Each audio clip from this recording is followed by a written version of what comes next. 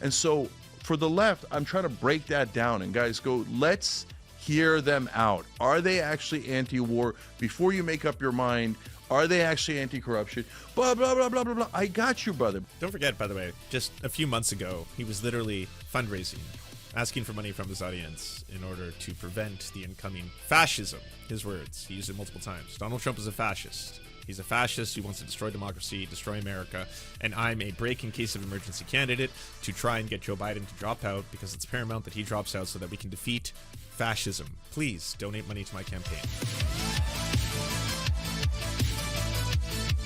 She was saying that after she got assaulted by this homeless guy, she's not only was she called racist, but she saw these other progressive channels were making things up about her and lying about her. And that was like a wake-up call. So my response was, yes, this is what we see from the larger left space. An example I have from you guys, and it's not the biggest news story in the world or anything, but just one example off the top of my head, is that there were 5 different studies that came out that said conservatives are more attractive than liberals on average. And you guys did, I think, 3 different videos about me. He's never let this one go. It's kind of funny. I mean, come on. We both have the same job. We do this for a living. Do you know the amount of people who have released stories that are ridiculous about me? But like, I haven't been frothing at the moment to just sit across the table and be like, okay, I got to bring this up. You said some mean things about me. You called me a go. All right. And do you mean it? You don't really believe it, do you? Because come on. Yeah. And in it, in one with Nando Villa, who I know, and Anna, who I know, they insulted me, called me ugly, said I was wrong, having not. I mean, I'm half doing a bit here, but I guess the truth is stranger than fiction. Nothing to do with news. This is what I get from progressive media when I was 100% dispassionate and correct. My. Are you not going to push back on any of this? Is this? I guess this is part of the process, right? We're getting to witness it in real time. You don't normally see the kissing of the ring, but this is it. You know, it's like pucker up. So I was clearly, objectively, 100% correct when I said that right-wingers and conservatives are demonstrably, factually based, scientifically proven, more attractive than leftoids. I want to hear you say it. Say it, Cenk. Say I was right. My point was, we had a study that came out. It was a story from like the Washington Post that said conservatives tend to be more attractive. And I said, this is why you'll tend to see conservatives being fiercely independent and meritocratic.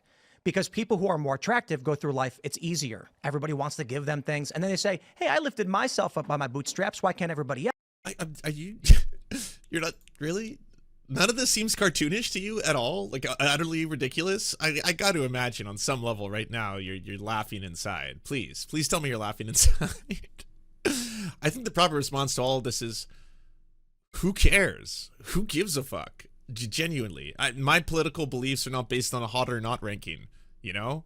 Gosh, it's a really good thing that Hassan is pretty attractive, because if it wasn't for that, I mean, goddamn, you know, I would be swayed so easily by all the hotties on the right. I mean, as soon as I heard them speak, I'd be like, I mean, you're more attractive, so genuinely, I have to change all my political beliefs. Else.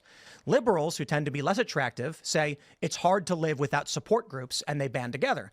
That's actually what multiple studies have found.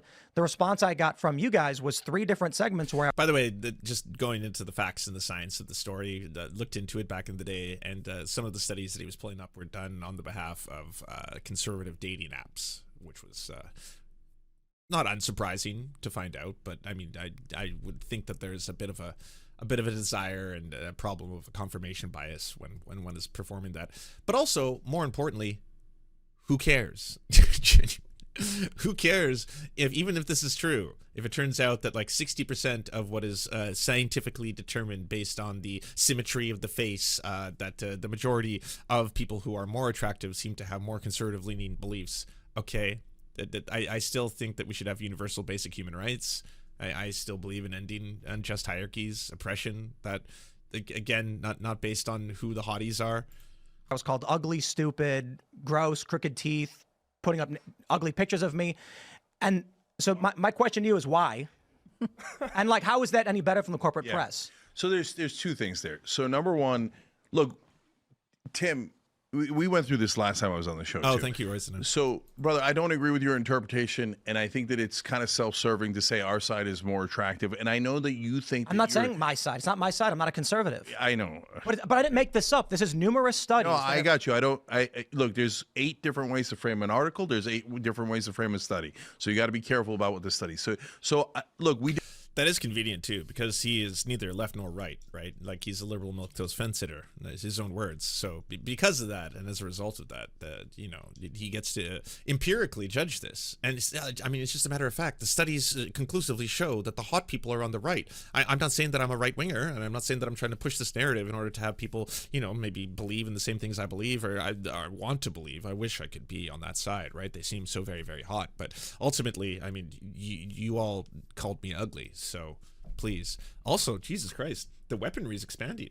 They used to have like muskets and swords on the side, and now it looks like they have little missiles, bombs, and shell casings.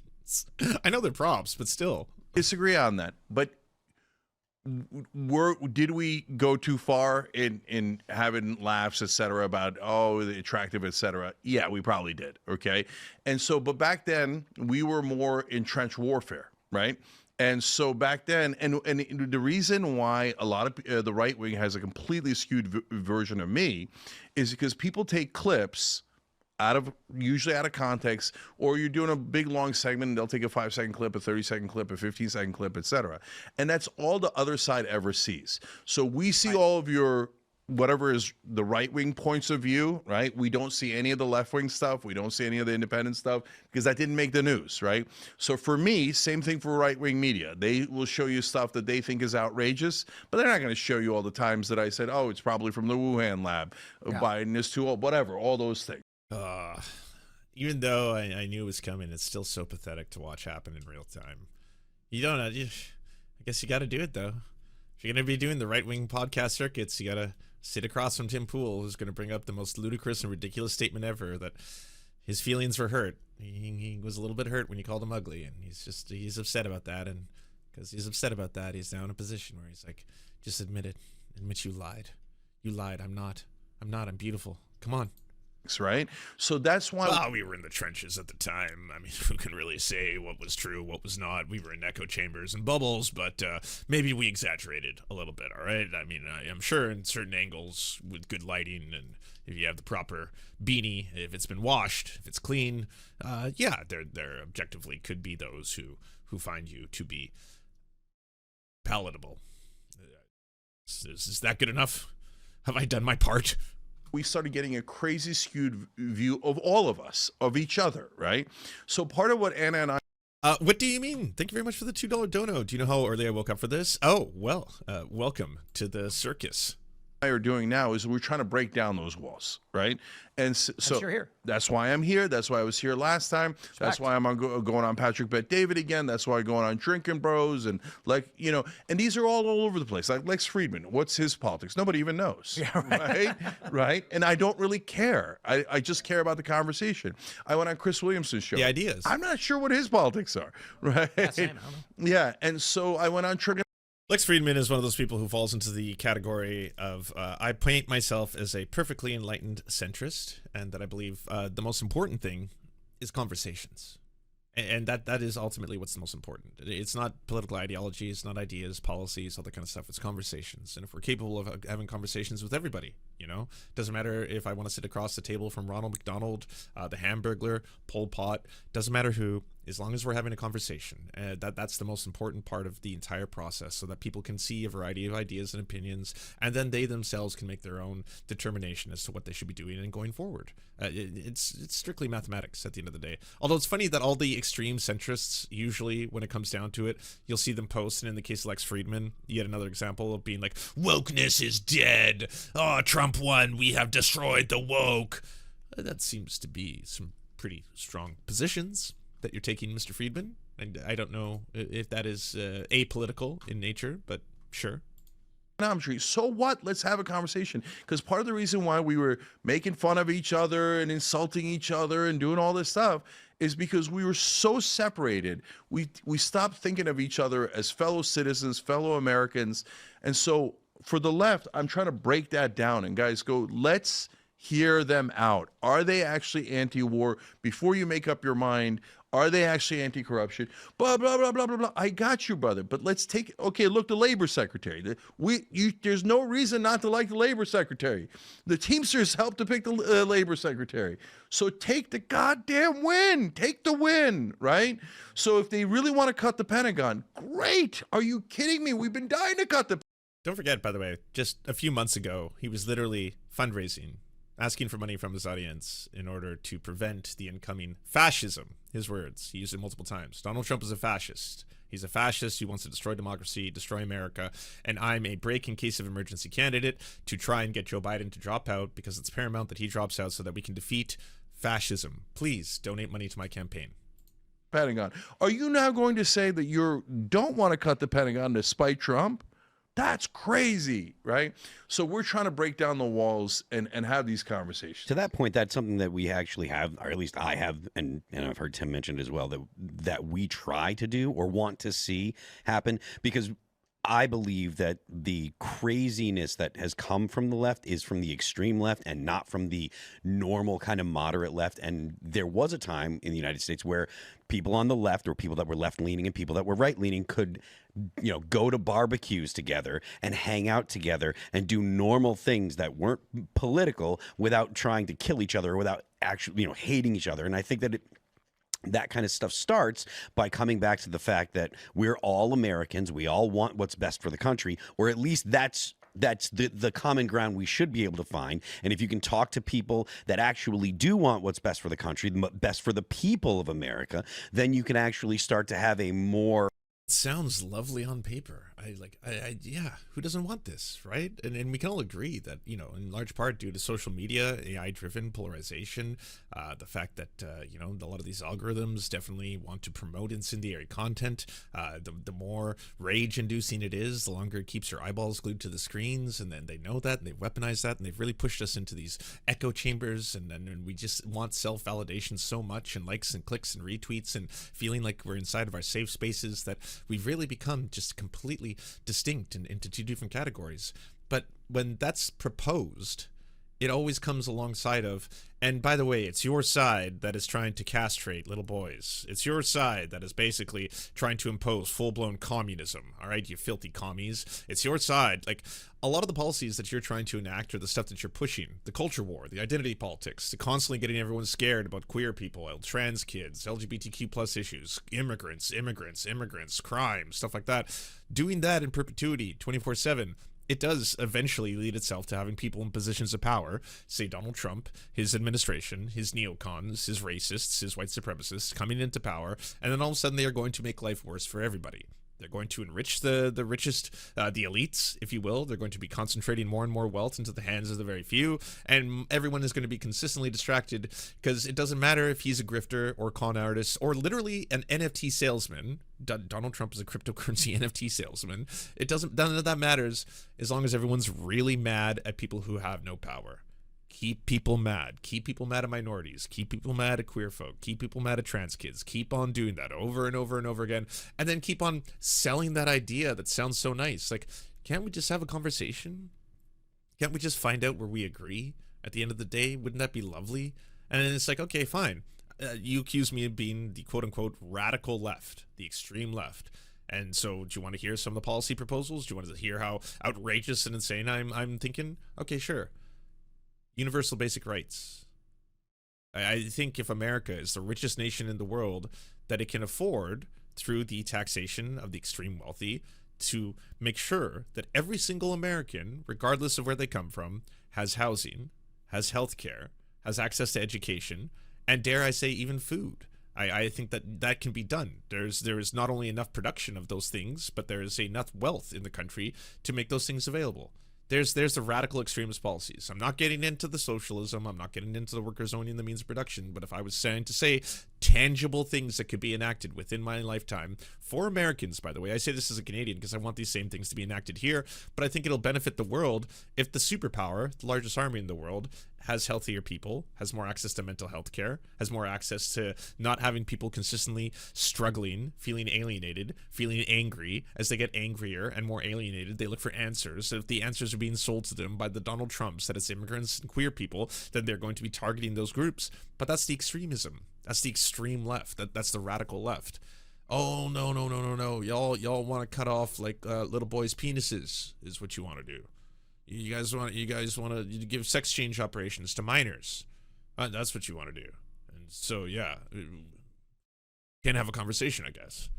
We can't just have a barbecue. Can't just kick it with the boys, have a couple beers, and just like fucking laid back and listen to why you believe that just by definition conservatives are hotter, and that's what makes them not have to struggle in life. Which again, that's such an absurd premise, because there's a fuck ton of Republicans, conservatives, right-wingers, or people who are conservative-leaning who are poor as fuck and definitely do struggle day to day.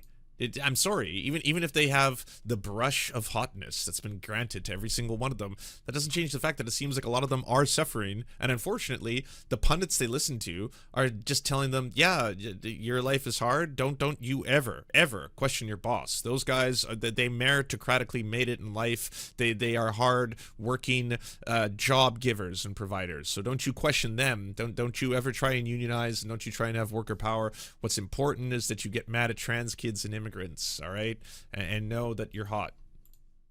Civil political discourse in the country, and it's something, again, I've talked about this a bunch of times, and it's something that's in my opinion necessary, because as much as everyone talks about the meme of civil war, I've talked about we need an off ramp, and the off ramp is being able to talk to people. That's you. That's your show. You're the ones who are always pushing the Civil War bullshit. Tim Pool admitted to Sam Seder that he knows it's not actually a probable thing that's going to happen. A less than 1% chance is what he admitted to Sam. And so Sam was like, then why the fuck are you always peddling this? If you are keeping your audiences consistently afraid, like, to what goal? To what aim? Well, it's to be able to plan the off-ramp. That's it. Without getting at other people's throats. And that's something me and Tim have talked about. I think you being here, it's a major win. Absolutely. I respect and appreciate your response on, you know, things. I'm sure I've got videos as well. Everybody does. I don't think I'm a saint. But when we can have these conversations, we can pull up stories, we can discuss them, we can disagree on what they mean, like the Trump Constitution thing. You say, oh, you're crazy, you're wrong. But we're here. Yeah, and that's right. that's massive. And I think that's going to I'm really optimistic moving forward. I'm glad you are too. So let me say a couple of things about it. First, you're optimistic because your party, I'm sorry, as much as you want to brand yourself not as a conservative, but your party, the one you've been supporting, MAGA, openly, Trump, they won. They have all branches of government. They have judicial as well. The Supreme Court, it's probably going to get even more stacked. So, yeah, not surprised you're very hopeful for the future. I was guilty of it, no question. I remember writing after 2020, I'm like, I don't want to know any Trump voters. I don't want to associate with Trump voters. I got no interest in it, okay? And so, but what I've seen is that, first of all, the Trump base changed. I'm the only one on the left saying that, and I'm so curious to see if I'm right or wrong, because only time is going to tell, you know, when Trump does something the base doesn't like, is he tested? You're wrong. I can tell you that already. It's very demonstrable. I don't know if you need Trump to have been in power already. He has been. Or if you need to see the people that he's now associating himself with, and the fact that they are, in fact, not the destruction of the elites, not the draining of the swamp. They're swamp. They're extreme swamp. This is hyper swamp. He's swamp maxing. He's been swamp maxing so fucking hard, and his base is still not revolting. There is no revolution on the streets. The fact that he's like, by the way, I am now appointing my cabinet. What's your cabinet going to be, Mr. Trump? Swamp. Yeah. If you like swamp, I've got swamp plus. We're swamp maxing the fucking hardcore extremities right here. And it's like, okay. All right. But we're owning the libs, right? We're still getting the lib tiers. Cool. Et cetera, right? But more importantly, when I started seeing, exactly to your point about the Civil War, I not only did a big percentage of the right wing want to separate, like Marjorie Taylor Greene was saying. But then in the polls, I started seeing, wait a minute, a huge percentage of Democrats want to separate. Yeah. Like, and so not as much as Republicans. At that time, Republicans had lost, right, in 2020. So, of course, they wanted it more. But it was a big number for the Democrats. Oh, maybe we separate out the coast. And, oh, yeah, and we'll leave the rest of them to die or whatever, right? Or live in squalor, all this stuff. I'm like, what do you, wait. No, I hate this because we're supposed to be America. It's United States of America, right? And so with that division was good. Now it's gotten to like a cancerous state where Joy Reid is saying, don't talk to family at Thanksgiving, right? That's crazy. And that's crazy. So some of my family members, some of my best friends are right wing, right? And we do what we kind of are doing on this show. I go, you're crazy. He goes, you're crazy. And then we go have a beer, right? That's really good that you can do that. I mean, it was like a few days after the election before my mom would return my text. Yeah. No, I'm sorry to hear that. I know. Yeah, we can't do that, man. We've got to talk to each other. Otherwise, we might not know when we agree. Well, maybe you can reach out to Crystal Ball and ask her to apologize, because I saw that. Everything is so personal. Look, this is why you don't bend the knee to fucking fascists. They're never gonna stop. Look, Tim's only coherent political ideology seems to be Tim Pool. Seems to be, you have wronged me. Sorry, I know that you already basically apologized for the whole calling me ugly thing, and now you've recanted that, and you believe I'm as beautiful as they come. So for that, I will forgive. But I will say, in addition to that, that I have other grievances. We have other issues to speak about. I need to talk about Crystal Ball, and I need to really question what the fuck is going on. Why did she falsely accuse me of taking Russian-funded money to change my opinions and editorialization, when I, in fact, took the Russian money but didn't have to change anything because all I had to do was upload the videos I was already making? So she's lying. She's lying. See, the Russian money did come in, and I have yet to return it, and I have yet to donate it, and I'm a victim, but like the other victims, Dave Rubin as well, none of us are going to be giving the money back or donating it. Of course, no, it's ours now, and it's wonderful, and we love it, and we want to keep it. But I do want to say, in addition to all of that money, that I didn't have to change my editorializing. They didn't force me to do anything. I actually really got what you would consider the golden ticket, in that I just had to take my segments, cut them up, and then upload them, and then I got to get all the sweet money. So Crystal Ball's a liar, and I need you to say it now, Cenk. I want you to say it as well. Can you talk to Crystal and get her to apologize to me? Can she come on my show? Does she enjoy sushi? Would she like to get sushi with the boys? Does she like to play poker? Because if so, I'd like to hear her first apologize. She's got to obviously bend the knee as well, as you have. You know, you're groveling to a decent degree, but then it's her turn. She lied about me, or maybe she was just wrong and she didn't fact check what she was saying. But you know, I get sent this clip where you were on her show and she said, I was told to push Russian propaganda or some other nonsense like that. It was a complete fabrication, not true. You were even on that show, which is totally independent. No one told us to host you on the Culture War podcast. It was a show that got licensed out. And then whoa, are you being implicated too right now in real time?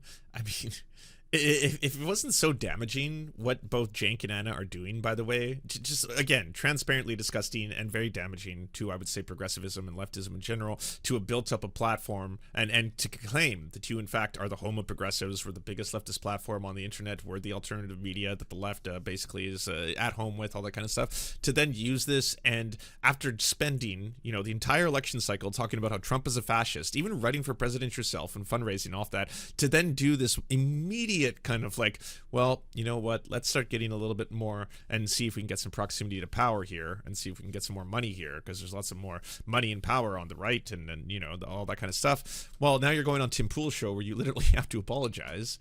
You know, he's like, hey, by the way, I want you to admit that, you know, I'm not ugly. Can you say that? And while you're here, I got other grievances. Maybe you can talk about Crystal Ball. Maybe you can bring that up. Yeah, I think this pretty much explains it all, just right here. This is what it's become. I think this is another, you know, so we have the clip here. I mean, it's just Crystal Ball saying, you know, I'm blackpilled because, you know, Tim Pool took shady money and was told to push propaganda or whatever, which is completely fake, just not real. And so maybe there's an opportunity for, I asked her for a retraction and apology. I don't know what else I'm supposed to do. It's not true. And maybe there's, you can reach out to her and tell her, you're not going to say, hey, Tim Pool hit you up. There's still a little bit of jank left in there, you know? Feel like that moment that in the third Star Wars where it's like, there's good in you still, Father. I feel it. It's too late for me, son. You know, kind of situation. But deep down, if you're getting that deeply embarrassing request, you're gonna be like, yeah, no. No, I'm not doing that. I'm sorry, what? Look, I'll do the whole song and dance. I'll do the whole we're in different camps, and clearly we may have said some shit, you said some shit, and for that we're trying to move past it and find out where we agree. But no, I've already debased myself enough. I'm not going to that extreme. No, Tim. I mean, look. So how do we fix problems like this? Okay, but Tim, you're going to make me ask you a question. Okay, but if that's not what happened, what happened? You were on that show, The Culture War, right? I was on one episode. You're on one episode, for sure. We produced it in-house. You came to our studio. We reached out to you, asked you to come on the show. Nobody told us to do that. We produce everything. I own the company 100%, and we licensed distribution, not exclusively, to one company that was run out of Tennessee by a prominent conservative podcaster who worked for The Blaze. That's what happened. Yeah, After the fact, if she got money from anywhere else, I have nothing to do with that. Right. So it did come from the... Yeah. They're victims. Do you not understand that? Why won't they name Lauren anymore? I mean, holy shit. If there's ever been someone who's just been cast aside in perpetuity, she's become the Voldemort of the right. It's like, oh, no. We just say prominent Republican or conservative or right-leaning podcaster that worked for The Blaze. That's how we refer to her. No, we won't even use her gender. That's right. Just that person of interest, apparently. Russians at some point. Allegedly, so now. You acknowledge that. So there's a DOJ indictment alleging that RT employees had funneled money through shell companies to Lauren Chen, which she then used to pay out multiple personalities that she had signed agreements with. I don't know about the agreements of any other people, but the question I asked of Sam Cedar and I ask of you, you have sponsors on the Young Turks? Yeah. Do you ask them where they get their funding from? When a company comes to you and says, hey, we want to license a segment from your show, do you say, hold on, I got to figure out what company is providing the funding, what's your revenue sources? Tim, I would say it depends. If you're a normal sponsor and you had a normal negotiation about CPMs, et cetera, there's no reason to suspect. But we do check a little bit more diligently. But at the same time, we're not like doctrinarian about, like, for example, Polymarket's one of our sponsors. God bless. Oh, that'll lead us nicely into the next segment. We can talk about the Polymarket scandal. I do want to bring up the fact, though, that, like, yeah, I would think that if someone contacted me, all right, and fair enough, I am not doing the numbers that these folks are doing, but if someone contacted me and said, by the way, we'd like to make you an offer, Lance, you don't have to produce anything new, no new content. You can take the content you're already making. We'd like you to just cut and paste it, YouTube videos, and then upload them to another channel that we've got. And we're going to pay you for that. And then I'd be like, well, how much are you going to pay me? And they were like, $100,000. $100,000. Yes. But total or no, per video. $100,000. Yeah. I would consider that a little sussy. I would definitely be like, wow, that's weird. Because again, we're talking internet content that's available somewhere else on the internet already. That does seem like a very, very large amount of cash. Some would say a ludicrous amount. So some would say comparable to TV networks for, again, YouTube videos that are available in other parts of the internet already. And I don't have to do any work. It sounds a lot more like you're interested in being able to co-opt my brand, to put it on there, to add legitimacy to a network that could have some shady funding capital behind it. Who's the funder? I mean, I can't believe the only person who actually really asked that question was Dave Rubin, and it was just because he was worried if it was woke. Like, I guess he was just worried about it hurting the other aspects of his career. Well, I just need to know, is this a woke? Am I being bought by the woke? And then it's like, yeah, no. This is, a very successful entrepreneur. He's a billionaire. Glorian, I believe is his name. Glorian. You can. You don't have to look him up. You might have some trouble because billionaires, they don't want to put all their information out there. I mean, who's to say? But we do have a very nice shiny PDF. So here you are. Could you look at the PDF? Look at that. Look at the PDF. We're going to jingle it in front of you. Okay. All right. Yeah. No. The money seems fair. I mean, if that is honestly what people at Tim Pool's level are being offered, again, $100,000 plus per video to cut and paste that are found otherwhere. Like, yeah, I imagine even for larger channels, alarms would have gone off. So some people say, "Oh, you should." I don't like them. Well, okay, They're getting you don't like 'em. investigated or something's Right. going on. But we don't take money from oil companies. We don't take money from defense contractors. So there's a whole list of people we don't take money from. Yeah, so we do some due diligence, Yeah, right? do. So, and in that case, and I criticize you for this, Tim. Look, that's a monster number. No, it isn't. Okay, really? How much money do you make per month? So I'm not going to get into how much money we make per month. No, you but I can't will, do that. You no, can't- but you per can't video, do that. to getting $100,000 per video is a monster number. No, it an isn't. outrageously high number. It's absolutely not correct. You're talking to a child, honestly. This is the responses you get from little kids. No, I didn't. No, I didn't. I didn't do it. No. And it's like, okay, you do have to understand that by any metric, that number is just inconceivably vast. But even with your success, even if you get 20,000, 30,000, 40,000 live viewers, for someone to approach you and say, for content you have already generated elsewhere, you have to do no work whatsoever outside of copy and pasting. This will literally take you under the span of about 5 minutes to make. You get $100,000. Yes, that's absurd. I'm sorry. There's just no other way of looking at it. Like, no, but that's again standard rate. It's what I'm used to.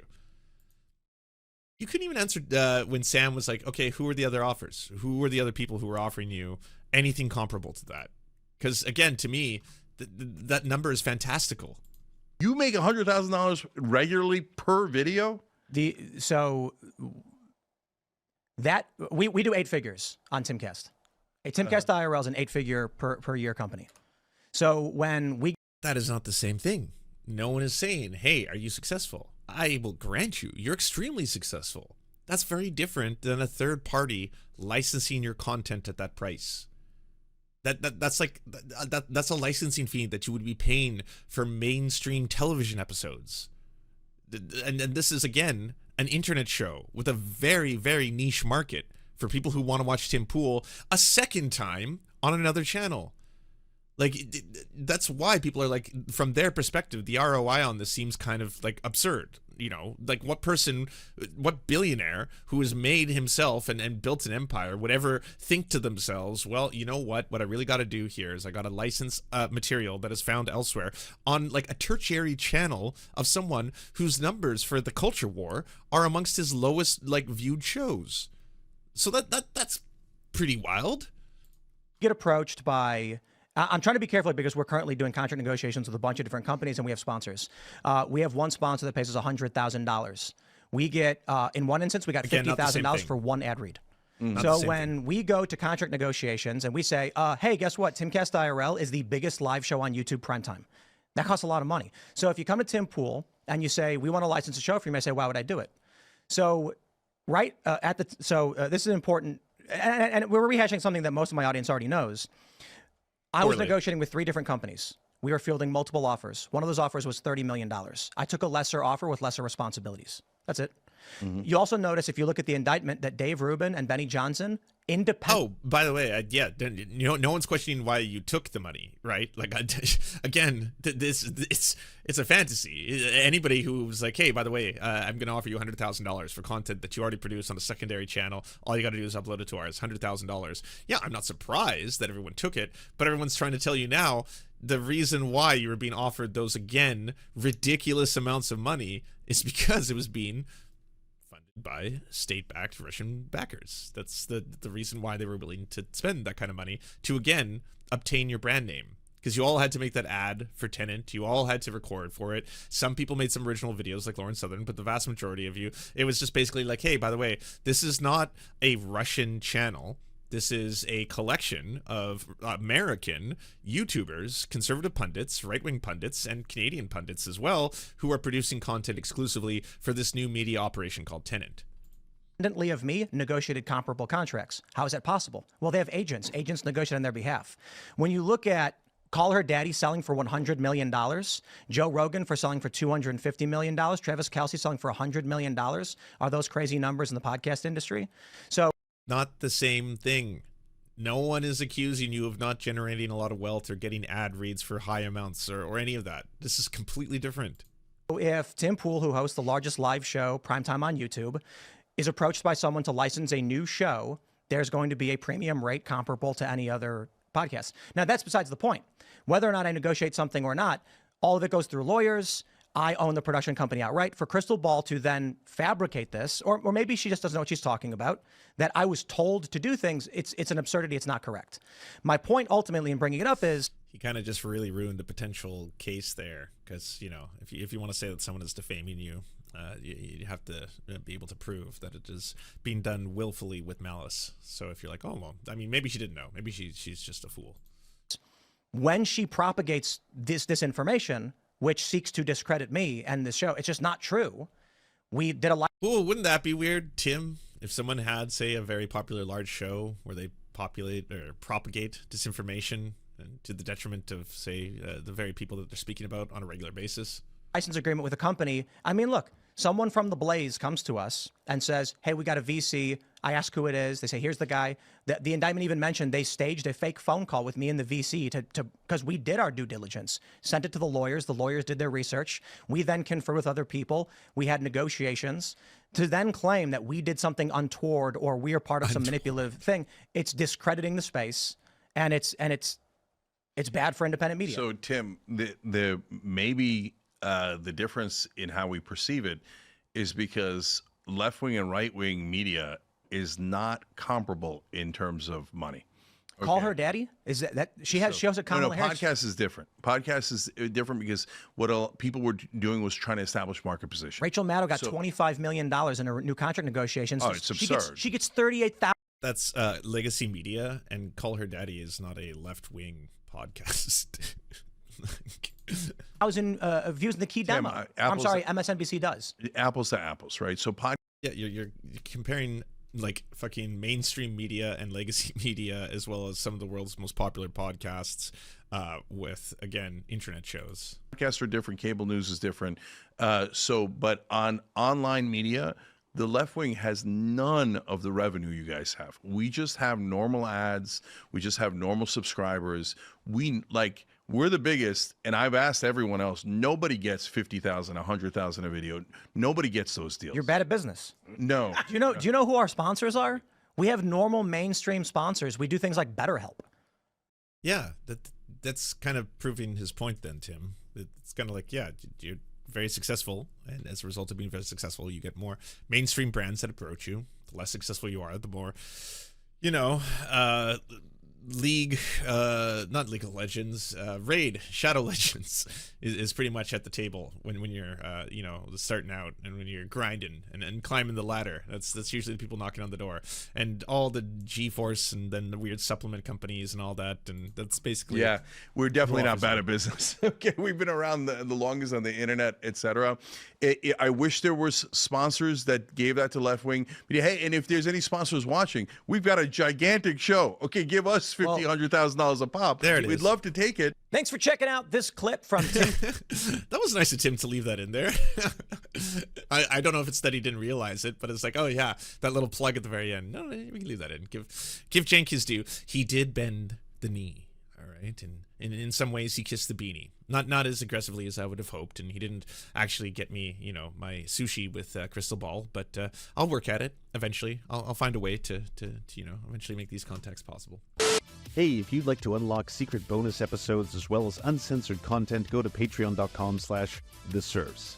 This show is produced by Anna Loves Riley, Arian McCarthy, Cheryl Alvarez, Comrade Junkie, Doug Caddy, Everything Important, Hagbard Celine, Jimmy Sombrero, Multimondi, Omni, Political Poppy, Preston Kroll, Quiet 185, Riley and Anna, Roller Dragon, Cernicus, Stellar Gwyn, Sebastian Demel, Travis McClinton, Trincell, Words Greenwood, with additional support coming from all of these amazing human beings right here.